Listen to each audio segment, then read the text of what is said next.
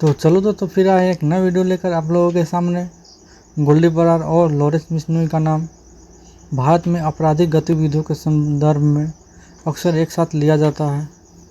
दोनों की आपराधिक संगठन और गतिविधियों में महत्वपूर्ण भूमिका रही है और इन्हें संगठित अपराध की दुनिया में बेहद प्रभावशाली माना जाता है। लॉरेंस बिश्नोई कौन है, पहले इसके बारे में भी थोड़ी संक्षिप्त में आपको जानकारी दे देते हैं।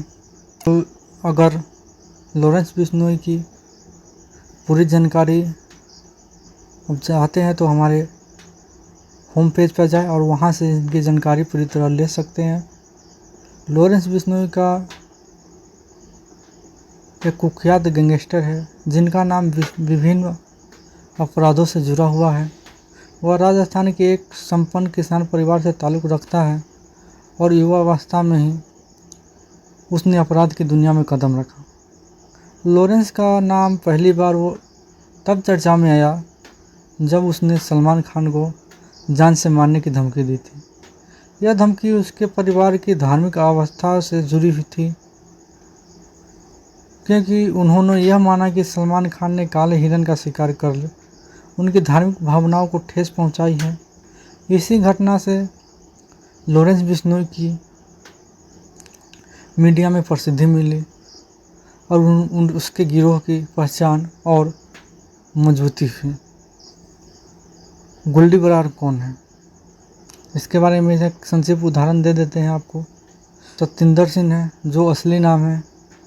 वह पंजाब के फरीदकोट के से है और मूलतः एक शिक्षित पृष्ठभूमि से संबंध रखता है।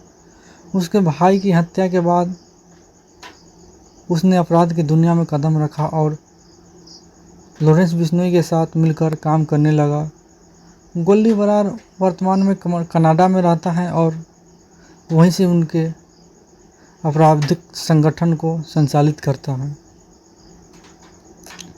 गोल्डी बरार और लॉरेंस बिश्नोई का कनेक्शन। गोल्डी बरार और लॉरेंस बिश्नोई के बीच का कनेक्शन दोनों की आपराधिक गतिविधियों और संगठित गिरोह से जुड़ा हुआ है। गोल्डी बरार लॉरेंस बिश्नोई का बेहद करीबी सहयोगी और राइट हैंड माना जाता है। गोल्डी बरार लॉरेंस के निर्देशों पर काम करता है और दोनों मिलकर भारत और अन्य देशों में कई आपराधिक गतिविधियों को अंजाम दे चुके हैं।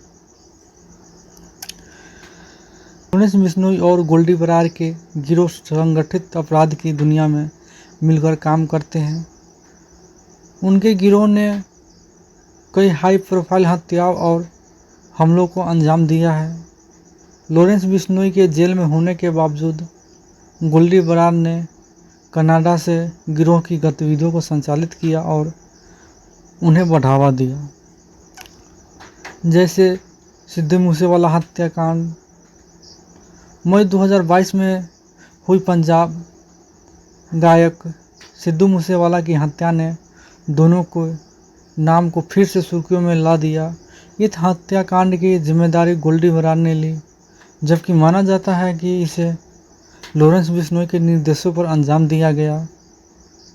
यह घटना दोनों के आपराधिक गठजोड़ और उनके गिरोह की ताकत का बड़ा उदाहरण माना जाता है। राष्ट्रीय नेटवर्क क्या है, इसके बारे में भी हम थोड़ा चर्चा कर लेते हैं। गोल्डी बरार और लॉरेंस बिश्नोई का नेटवर्क न केवल भारत में बल्कि अंतर्राष्ट्रीय स्तर पर फैला हुआ है। दोनों ने मिलकर अपने गिरोह का संचालन विदेश से किया, जिससे उनका आपराधिक संगठन और भी व्यापक और खतरनाक बन गया। गोल्डी बरार कनाडा में बैठकर भारत में आपराधिक गतिविधियों को अंजाम देता है, जबकि लॉरेंस बिश्नोई जेल से अपने गिरोह का निर्देशित करता है। अपराधों की दुनिया। लॉरेंस बिश्नोई और गोल्डी बरार के गिरोह ने विभिन्न अपराधों को अंजाम दिया है, जिनमें फिरौती, हत्या, तस्करी और अन्य संगठित अपराध शामिल है। दोनों ने मिलकर अपराधों की योजना बनाई और अपने सदस्यों को अपराध करने के लिए निर्देशित किया। गोल्डी बरार को राइट हैंड क्यों कहा जाता है? गोल्डी बरार को राइट हैंड लॉरेंस बिश्नोई का इसलिए कहा जाता है क्योंकि वो लॉरेंस का सबसे भरोसेमंद और करीबी सहयोगी है। जब लॉरेंस बिश्नोई जेल में था तब भी गोल्डी बरार ने उनके गिरोह की गतिविधियों को जारी रखा और उसे और मजबूत किया। गोल्डी बरार ने लॉरेंस के निर्देशों को पूरी ईमानदारी और निष्ठा से पालन किया और उसके सभी सब आपराधिक मिशनों को सफलतापूर्वक अंजाम दिया। बिश्नोई के जेल में होने के बाद भी गोल्डी बरार ने उनको गिरोह की गतिविधियों को न केवल संचालित किया बल्कि उसे और भी प्रभावशाली बनाया। उसने लॉरेंस के गिरोह के विस्तार और नई आपराधिक गतिविधियों को अंजाम देने में प्रमुख भूमिका निभाई। यही कारण है कि उसे लॉरेंस का राइट हैंड कहा जाता है। आपराधिक गतिविधियाँ गोल्डी बरार ने लॉरेंस बिश्नोई के गिरोह की गतिविधियों को भारत से बाहर भी फैलाया। कनाडा में रहने के बावजूद उसने भारत में कई आपराधिक घटनाओं को अंजाम दिया। उसका नेटवर्क केवल भारत नहीं बल्कि अन्य देशों में भी फैल चुका है, जिससे वो लॉरेंस का सबसे भरोसेमंद सहयोगी बन गया है। सिद्धू मूसेवाला हत्याकांड में क्या भूमिका थी? गोल्डी बरार ने सिद्धू मूसेवाला के हत्याकांड की जिम्मेदारी ली, जो कि लॉरेंस बिश्नोई गिरोह की एक बड़ी योजना थी। इस हत्याकांड में गोल्डी बरार की मुख्य भूमिका थी। उसे लॉरेंस के राइट हैंड के रूप में और भी भूमिका बना दिया।